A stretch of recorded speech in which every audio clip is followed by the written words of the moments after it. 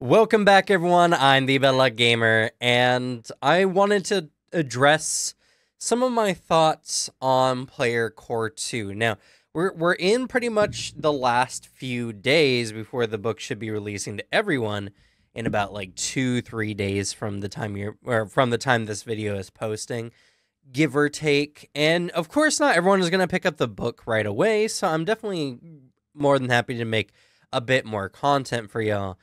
But I wanted to first address like my general thoughts, whether you should buy the book or not. And as well, I wanted to ask y'all what you guys want me to do for these last few days. What bits of information are you the most curious about? But before I really get into it, I do want to say that Paizo did send me the book, or the PDF rather. And while this isn't or hasn't been sponsored content this entire time, all the thoughts and opinions are my own. I just wanted you to know that, I did receive it for free, so maybe my opinions on it are adjusted. It's not so big a deal because I didn't have to buy the book. And if I did have to buy the book, I would have bought it anyway for content purposes. So the reason why I would get it and you would get it would be two different things. Now, it is a core book. So obviously it's a really big book to pick up, and whether you should or shouldn't buy is almost irrelevant because it's a core book. It's going to be something that is going to involve like not half the classes, half the original classes, and it's something that whether you like the changes or not, this is what Paizo is moving forward with. So, Now, overall, I'm pretty happy with the book. I think it's been very good. I think a lot of the changes have been really solid. Alchemist was good before, but Alchemist has been made way more new player friendly. And honestly, it's just a lot less maintenance to keep up a good Alchemist build now, which is solid. Champion mostly didn't change, even though a lot of people seem to think that Champion was going to change a lot. They just adjusted how the morality system in the game works, and so now champions are not necessarily good or evil, but holy or unholy or unaligned, and they're just, champions for their gods, which, makes a lot of sense. So I've been happy with the champion changes, and honestly, they made champion a bit more active with some of the new feats, so I'm pretty good with that. Swashbuckler came out of this like a bandit and is just so much better now. It's not even funny. It's so good. I want to play a Swashbuckler so bad. Let's talk about Oracle, though. Oracle, if you've seen my Oracle video, then you generally know my opinion. And to sum it up, Oracle is a strong caster. It's always been a strong caster. It was just always finicky before. And now it's far less finicky. But the thing is, the reason why people play Oracle is very different than I think Oracle being good or not. It's not whether Oracle was good before. It was Oracle fun to play around with? Was it fun to try to gamify the curse? And so new Oracle has been a strict divide in the community between people who weren't really big fans of old Oracle or didn't really care too much about old Oracle. So the new changes feel really good. Now New Oracle feels like a playable class and is way easier to approach for new players. And so a lot of people have been saying, no, New Oracle is good. It's so good, in fact, that now I can recommend it to new players. And then there's people who liked old Oracle. They liked the flavor, and they liked how each of the curses really felt like actual subclasses because each of them made you play in wildly different fashions. Because your curse gave you special benefits, granted with some penalties alongside, but there were certain types of things you could do with old oracles. And so now that the new curses are not, well, mysteries, I guess, is technically the class feature.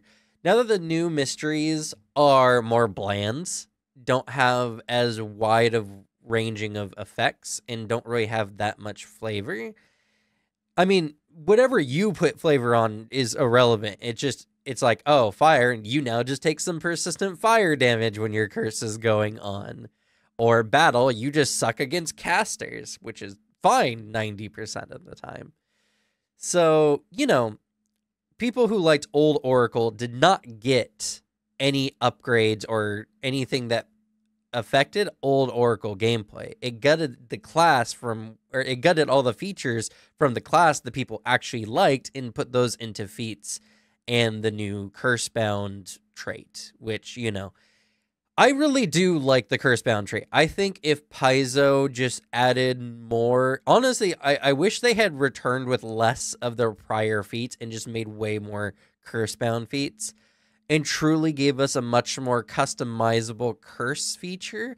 I think that would have been really good. Granted, you can only benefit from your curse so many times in a fight. You can only go to Cursebound 2 at the beginning of the game, and then 3 at level 11 and 4 at level 17.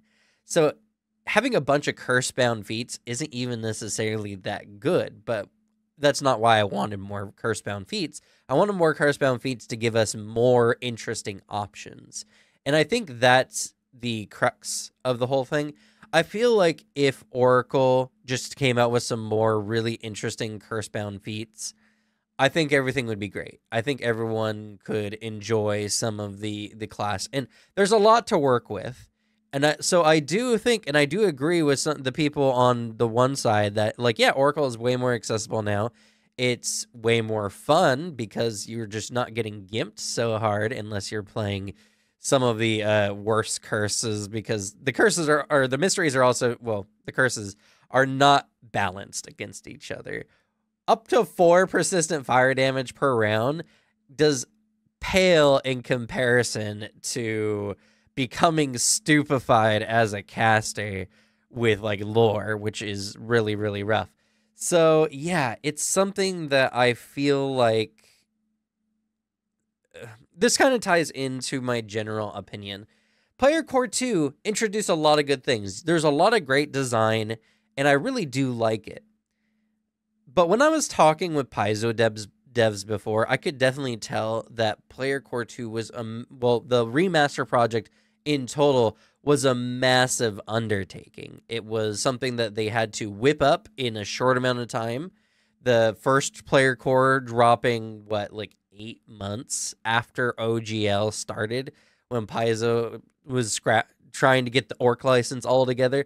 Like, they were just doing a lot of things at once. And so I feel like a lot of the new changes for some of the classes were not as thoroughly worked through, and it does feel like some classes got a lot more work than some other ones. And to be fair, Paizo is listening to the player base and are changing things accordingly. That's evident in many of the changes. Like I said, Alchemist was good before, but now Alchemist is just way better. It's just, it feels like not as much could have been done to make things better. And I don't necessarily blame Paizo for this. I think moving forward, the game is going to be better with all the changes. Moving forward, now that they're more divorced from D&D, they can move further and further away from that IP without having to worry about their player base buying their game or not. It feels like they have a pretty good community now. So I think for all future releases, the remaster has been a positive moving forward. I feel like currently some of the classes are a little rough. And also, if you saw my multi-class video the other day, there were some features in the game that were just not accounted for. Most of the multi-class options besides Alchemist didn't change, which is bad because something like the Champions dedication with the new aura skill that champions have, the Champions aura class feature, is necessary for Champions reaction, but nowhere in the dedication does it say you get the Champions aura. So that being said, it's confusing whether the Champions reaction, which is still a feat, works raw anymore. And there'll be some day one errata, I'm sure. And I'm going to cover all the errata, so when it comes out, whenever the new errata comes out for the book, I will do a video on that going over everything. And we might even do it on this week's Table Talk. So if you are available, this Thursday at 4 p.m. Pacific Standard Time, or I guess Pacific Daytime, whenever, then you then we can go and do this all together. So I think overall the player core is good, but it's messy. And that's the problem. I think it's something that it should be more clean than it came out to be. And that's mostly due in part to Paizo just doing too much at once. They were putting out the remaster while simultaneously working on several big books. I mean, Rage of Elements, Treasure Vault. We have the Qiansha character guide along with the world guide. And now we have War of Immortals and Divine Mysteries coming out later this year. They've released a metric ton of books, which has been good for me as a content creator. But the remaster project felt like it did not get as deft a touch than a lot of the other books have gotten. And that's because a lot of it was just like, I'm sure someone going through and be like, all right, you can copy paste this, you can copy paste this, you can copy paste this, and not like actually rewriting the game, which would have been an unreal amount of work. Don't get me wrong.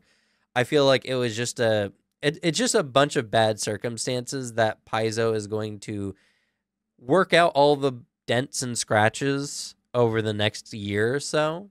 So I think we're going to see overall Pathfinder 2nd Edition hit a really good spot next year, probably, or even the year after, depending. When they've had the time to hammer out all the problems, take all the player feedback, and really get back to a normal work schedule so that they can address many of these kind of things piecemeal, one at a time, rather than trying to cram everything into a big book. So, yeah, that's my general thoughts. It's overall for the better of the game, but it's a rough growing period. I said this during Player Core 1, and it's still kind of true during Player Core 2, which is unfortunate because I was hoping Player Core 2 was the buffing out time they needed, but obviously that wasn't the case, and obviously they just had too many projects on their hands.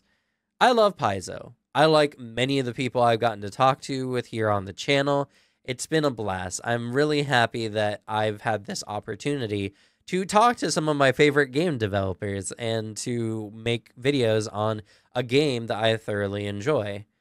It makes the reviews for this book particularly hard because I don't want to be hard on Paizo. I want everything to be perfect, but it's just not, and I wouldn't believe anyone if they said it was.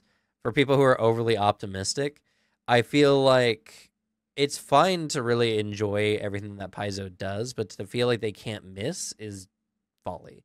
They're people like you and me, and at the end of the day, they did the best they could with what was a terrifying situation of maybe even having to pay WotC a bunch of money because of the OGL nonsense, which didn't end up being the case, but they were still pretty worried about it. So yeah, hopefully this was kind of rambly, but I didn't want to write a script out for this. I kind of just wanted to talk unfiltered so that you all can get my general, like, as I'm thinking about it, opinions. But, you know, obviously some of us are going to disagree, and that's mostly because we have different values when it comes to what we like in the game versus what we don't like. Some people are more happy with the progress and the changes that allowed Paizo to get to this point to really worry about some of the small things like necessary errata, while other people have had some of their favorite classes changed irrevocably so to a point where it's not even the same class anymore, and they're obviously upset. So I feel like a lot of opinions are valid. I think everyone has some validity to the way they feel when it comes to some of these changes. We just got to understand that and understand that not everyone's table plays the same. And so there's different types of things that work better or worse depending on a person's particular style. So it's never going to make everyone happy. And for me personally, I'm pretty happy given all things. Like I do like the changes. I'm very happy with it, and I feel like it's going to put Paizo in a better spot. That doesn't mean that I can't criticize some of the parts that I think needed a lot more work, but I still think the game is in a good spot overall. So with that being said, I know this has been a 15-minute rambly kind of video. I want to know what you all want me to cover in the next few days. So leave down in the comments what you want me to cover. I'll look at the comments and do my best to do the most desired things that a lot of people are saying. So, shout it in the comments as much as you can, and I'll get it done over the next few days. And as well, let me know your thoughts on the player core as well. I'm sure a lot of you have a lot to say, a lot to vent, one way or the other. Just be kind to each other in the comments. Like I said, we all want some different things, and not everyone is going to be made happy. So it's better to just let people say the things they want to say rather than to attack them for it. It's only going to make things worse if you do, and it's not going to help anyone by engaging in needless combat over what should or shouldn't happen in a game about imagination where you can literally make up all the rules. And as well, hey, while you're down there, leave a like. In fact, if other people have been making some content on the last few days, because I've been, playing Path of Exile and ruining my sleep schedule and honestly ruining my health, which I'm trying to get back in order, but man, it's been so fun. If someone else puts out some videos on stuff I may have missed, go watch them, give them a like. I want more people to watch Pathfinder content in general so that the algorithm can put Pathfinder content out to more people. And if you like my content specifically and you don't want to miss anything like the new Starfinder 2E playtest, which we'll be talking about later this week, then subscribe. I'm going to be covering all things tabletop moving forward, especially things from Paizo because they're my favorite game company so far. And if you like tabletop, then this is definitely the channel to be on. But that's going to be it for me. Thank you so much for listening to me ramble. Good luck with your games. Lead the bad luck to me, and I'll see y'all next time. Bye.